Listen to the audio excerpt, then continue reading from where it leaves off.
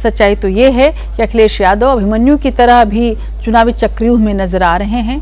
एक तरफ प्रधानमंत्री नरेंद्र मोदी, बीजेपी को लगातार जीत दिलाने वाले चाणक्य अमित शाह, जो साम दाम दंड भेद में पारंगत बताए जाते हैं, और उससे भी बड़ी बात यह कि राष्ट्रीय स्वयंसेवक संघ जैसा विशाल और मजबूत संगठन उनके विरोध में खड़ा है। दूसरी तरफ पूरा विपक्ष बटा है। ऐसे में एक दिलचस्प बात यह है कि अखिलेश यादव के सामने चुनौतियों का एक पहाड़ खड़ा है, और ऐसे में अखिलेश को ये ज़रूर देखना होगा कि कौन उनका अपना है, कौन उनका पराया है। अखिलेश को अपने गुस्से पर भी काबू करना बहुत ज़रूरी होगा। कई बार हमने देखा कि वो जब पब्लिक मीटिंग में आए तो अखिलेश अपनी चिढ़, अपना गुस्सा छुपा नहीं पाए। राजनीति में ये बहुत ज़रूरी है कि मीठा बोला जाए। मीठा बोल कर अखिलेश कितना लुभा पाएंगे, देखिए इस खास रिपोर्ट में।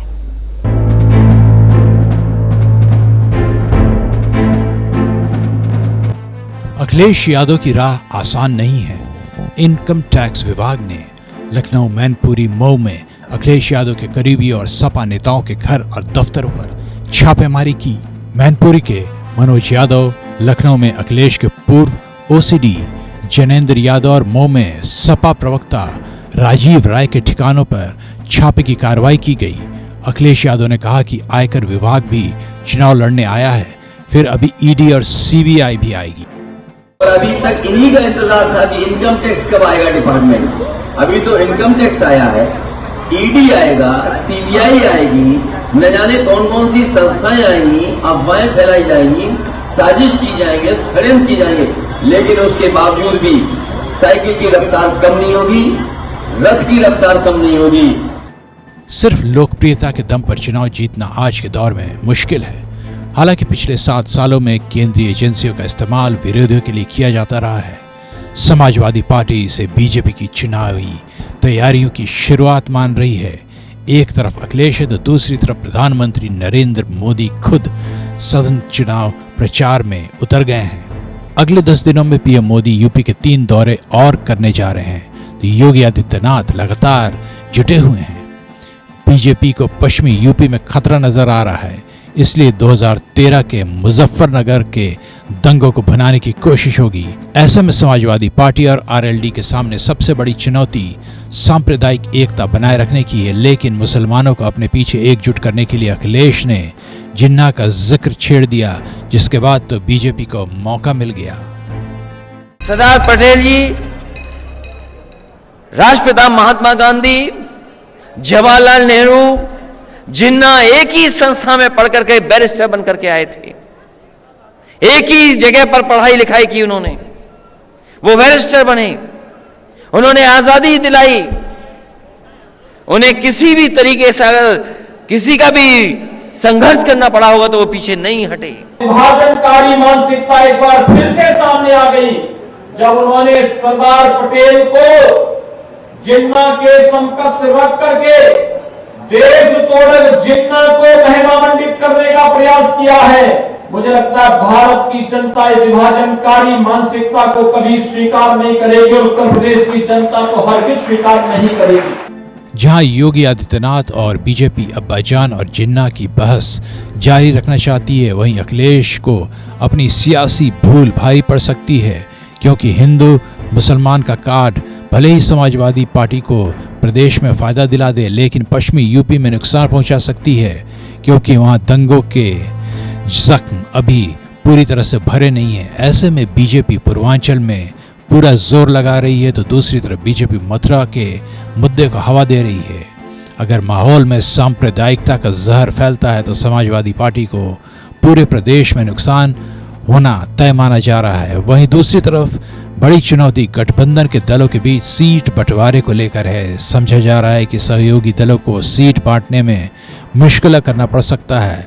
जिस तरह से सत्ता विरोधी लहर उभरती नजर आ रही है, उससे इन छोटे दलों की महत्वाकांक्षा बढ़ना स्वाभाविक है। कहा जा रहा है कि अखिलेश यादव सहयोगी दलों को 100 सीटों देने की तैयारी में है, लेकिन एक तरफ बीजेपी तो दूसरी तरफ कांग्रेस इन दलों को लपकने के लिए तैयार है। समाजवादी पार्टी के सामने एक और बड़ी चुनौती है ऊंची जातियों की। प्रचारित किया जा रहा है कि सपा की सरकार बनने पर यादवों का धमाल शुरू हो जाएगा, इसलिए बीजेपी को वोट देना ऊंची जातियों की मजबूरी है।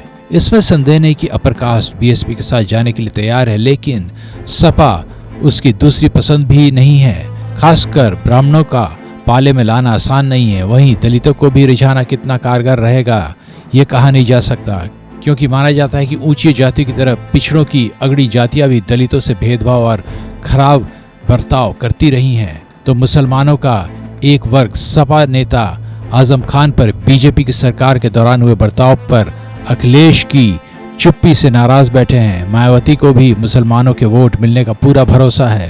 प्रचार के तरीकों में भी बीजेपी देश के किसी भी राजनीतिक दल से 10 साल आगे चल रही है। व्हाट्सएप के जरिए नफरती संदेश हर मिनट प्रदेश भर में घुमाए जा रहे हैं। बीजेपी ने 1,63,000 से ज्यादा व्हाट्सएप ग्रुप बनाए हैं। वहीं समाजवादी पार्टी मोदी योगी विरोधियों के भरोसे है, लेकिन अब असली लड़ाई मतदान केंद्रों पर होगी। समाजवादी पार्टी के नेताओं का तो जमावड़ा लगा लिया गया है, लेकिन नारेबाजों को कार्यकर्ता समझने की भूल कर रही है। बताया जा रहा है कि जमीन पर समाजवादी पार्टी के कार्यकर्ता नहीं बचे हैं। ऐसे में बीजेपी के रणनीतिकार अमित शाह ने एक पन्ना प्रमुख से नेतृत्व का सीधा संपर्क बनाए रखने और नियमित रूप से फीडबैक लेने का तंत्र विकसित किया है। और आखिर में सबसे अहम बात यह है कि योगी सरकार ने ग्राम प्रधानों का मानदेय 3,500 से बढ़ाकर 5,000 कर दिया है।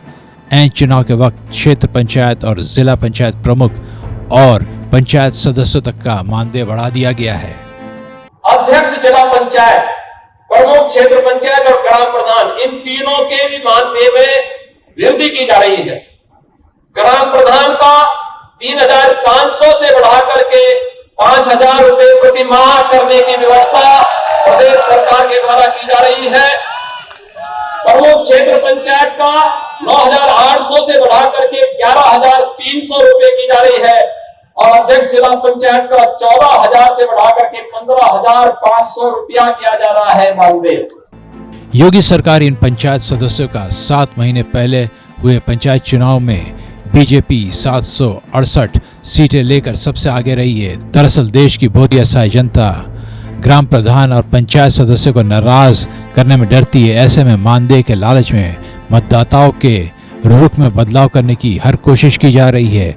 अखिलेश यादव के सामने सबसे बड़ी चुनौती मतदान केंद्रों पर बीजेपी के चुनावी प्रबंधन से टक्कर की है, क्योंकि आखिरकार अखिलेश की अग्नि परीक्षा के नतीजे ईवीएम से ही निकलने हैं। अंशुमन त्रिपाठी, APN। वैसे जीत कैसे भी हो, जीत जीत होती है और जो जीता वो सिकंदर। अखिलेश यादव इस बात को जानते हैं। वो जानते हैं कि जीत के लिए उन्हें हर कोशिश करनी होगी, क्योंकि बीजेपी जीत के लिए कोई कोर कसर नहीं छोड़ेगी।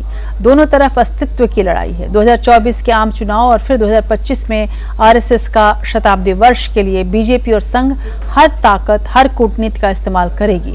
इसलिए कहा जा सकता है कि ये चुनाव अखिलेश की अग्नि परीक्षा साबित होने वाली है और ऐसे में अखिलेश को फूंक फूंक कर कदम तो रखना होगा ही और अपने जो पुराने अपने हैं उनको मनाने का काम, साथ ही नए गणित बिठाने का काम, अपने लिए नए चेहरे खड़े करने का काम और अपने साथियों में भी उनको चुनने का काम कि जो वाकई उनके हों। ये एक उनके लिए बड़ी चुनौती होगी।